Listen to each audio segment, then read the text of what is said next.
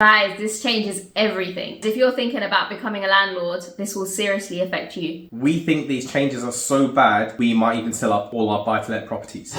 First major point I'm going to be talking about is abolishing Section 21. That's just basically giving your tenant an eviction notice to evict them without no reason. Now, this is where it becomes an issue. If you want to get possession of your property to sell it, or you just want to get possession of your property to live in it, you have to have some specific reason. For example, if they're in rent arrears or broken a clause on the contract that you've given them, that's probably the only time you can get the tenant out. That's going to cause serious issues for current landlords and landlords in the future. Why are you not wearing a ring? Oh yeah, guys, we're going to be talking about the points first and what the changes are. And then at the end, we're going to give you our personal opinion of what we think of those points. Now, officially, tenants can challenge their landlords and the agent on rent increases. So for the landlords, if you're planning to increase your rent, be wary of this change when you sign a new contract. There's also going to be a change where landlords and agents can't really conduct a bidding war between different tenants. So for example, if one tenant is giving 1,800 for rent and the other one is giving 1,700, they sort of can't discriminate between the two. I don't know how that's going to work entirely, but they have to give us fair judgment between all of them. I have a lot of thoughts about that, and I'll give that to you at the end. Okay, and also, now... Wait, no. Now... Go on, talk. Now tenants have the right to request a pet as well.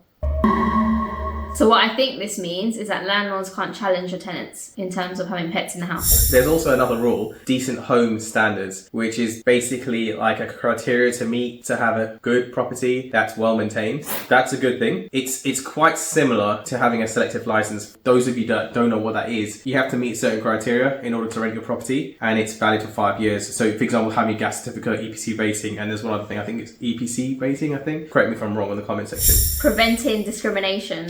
So what I mean by this is that landlords can't discriminate between tenants. So essentially a landlord can't discriminate between someone that's on benefits and someone that's a professional worker. There's also one more point I want to bring across. So you may already heard of this before. It's that they're going to change the minimum requirements for an EPC certificate, and it should be changing to a minimum of C grade. And if you don't know how it works, A is the best efficiency you can have for your property, and then it goes right down to a FG, I think. When they change this rule, a lot of properties will require a lot of work to be done to it. For example, putting external wall insulation on the property, upgrading to a heat pump, etc. Now to get our opinion on these points. All right, I can scrap this. The biggest problem I think with one of these changes is going to be removing Section 21. Are you okay? What's wrong with you? Yeah, it's fine. You're on my head. Yeah, so removing Section 21, that basically means that landlords can't evict the tenant without having a particular reason. Now, if a lot of landlords are looking to get into the market and they are looking to become landlords basically, they're going to be very deterred from becoming one with this change. And that's going to put a lot of demand for rental properties in the private rental sector, and the prices will just definitely go up. So now discrimination is a big factor. If someone's on benefits, then essentially they're on a lower income. If you're accepting someone with a lower income compared to someone with a higher income, there may be a potential of rent arrears. Essentially, without being rude, if you're accepting somebody with a lower income because you don't want to discriminate, then you're automatically shooting yourself in the foot. For example, if you have a rental property, essentially it's considered as a business. If you have a business, would you purposely put your prices down to lose that money if you have a client willing to pay more money for your product or services? It sort of doesn't make sense. So then it de-incentivizes, or there's less and less incentives to come into this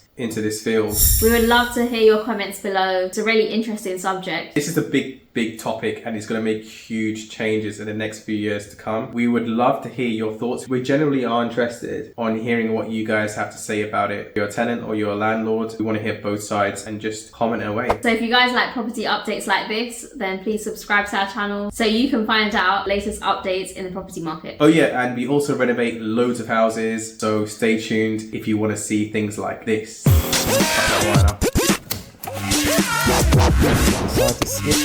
I have a problem getting this worker to stop.